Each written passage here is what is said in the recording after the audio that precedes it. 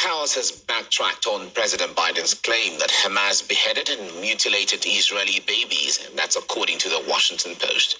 The outlet later deleted the quote, but not before it had gone viral. The comment went public after Biden said he was shocked by the alleged footage. Israeli officials have been forced to admit that they have no such evidence, despite previously making the claims. I never really thought that I would see and have confirmed pictures of terrorists beheading children.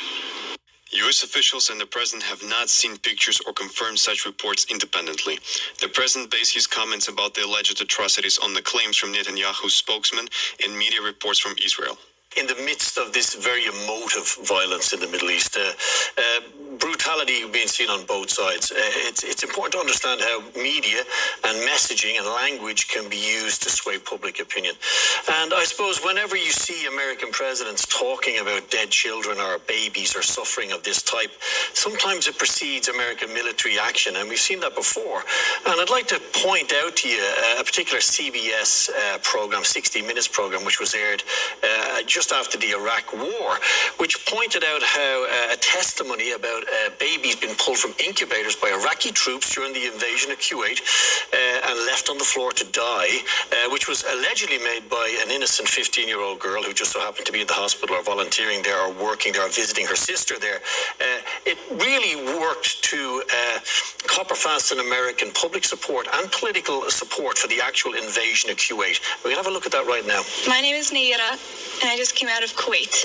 While I was there, I saw the Iraqi soldiers come into the hospital with guns. They took the babies out of the incubators. Took the incubators and left the children to die on the cold floor.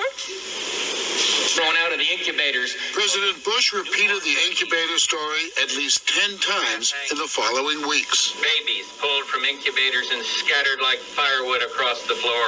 It had presidential confirmation and the confirmation of Amnesty International. Then, a rather embarrassed Amnesty retracted its report. If it didn't happen, where did the story come from? We can't answer that. We can tell you about Naira.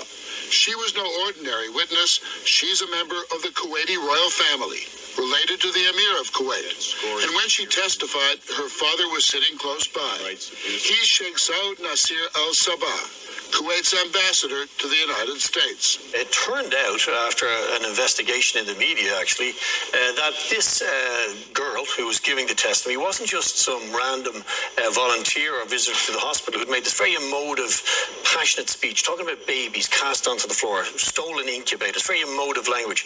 She was actually the daughter of the Kuwaiti ambassador to the United States. And this emerged also alongside the fact that she had been coached and told how to, if you like, pull at the heartstrings of the public during that. Now, this isn't the only time this has happened. We've seen in more recent times during the conflict in Syria, President Trump referring to poor little babies and poor little children in the context of alleged chemical attacks in Syria, which were allegedly carried out by the Syrian regime, which turned out in the end to be very, very unlikely carried out by the Syrian regime. But nonetheless, this language was deployed by President Trump prior to any investigation to justify and license, if you like, a military intervention. Syrian dictator Bashar al-Assad launched a horrible chemical weapons attack. Even beautiful babies were cruelly murdered. Tonight I ordered a targeted military strike.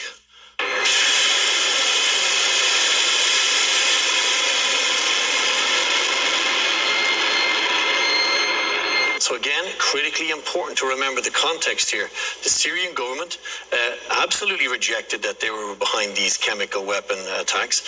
A UN and OPCW, the World Body for Policing Chemical Weapons, if you like, investigation into it was riven with scandals, whistleblowers coming forward to say that the outcome of that investigation had been determined long before it even began. So you're starting to see how this language is weaponized to pull people into a narrative. And President Trump launched these strikes which killed several civilians without waiting for that investigation to complete. Babies at the time of Bush, babies at the time of Trump, and now babies at the time of Biden. But in all of this, what is really going on here? Because people talk about narratives, and so on.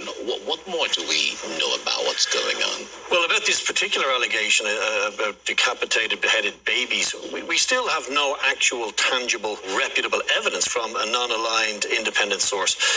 And remember, that's what you need to make these reports, especially in these emotive times. Again, looking back at the two examples we've just discussed, you must base these allegations in fact. And we can actually have a look at what the Israeli Defense Forces are saying now about their position regarding these alleged atrocities. There were babies that had been beheaded. And I admit it took us some time to really understand and to verify that report. But after eyewitnesses came forward and after a senior official in the Israeli coronary service, Zaka, came forward on record on CBS News and said, yes, I saw the bodies of beheaded babies, I think we can now say with relative confidence that this is unfortunately what happened in Be'eri. This is what Hamas did to Israeli civilians. A senior Israeli officer basically basing his assessment of a war crime or an atrocity being carried out on the basis of a CBS News report. There's no verification of that report. There doesn't seem to be any necessity to do that before making these statements. And then once these statements are made by a US president or by a senior officer or person in authority, it has an effect on the public. They believe it and they base their support and actions on that. Remember, let's have a look at what the IDF initially said when these allegations came to the fore on foot of President Biden's initial comments and then the rollback. We have seen the news, but we do not have any details or confirmation about that. That specific report and that number I can't confirm. We have not seen the evidence of that.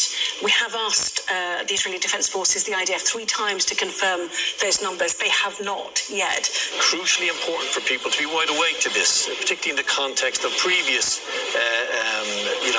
events which led to a similar type of licensing of conflict or escalation of conflict. And it's also important, and what's surprising to me is that if the most senior politician in the United States, the commander-in-chief of the military, the man that would have to rubber stamp any escalation in which the United States is involved, if he can seemingly be drawn into a narrative of this type of atrocity without any evidence whatsoever,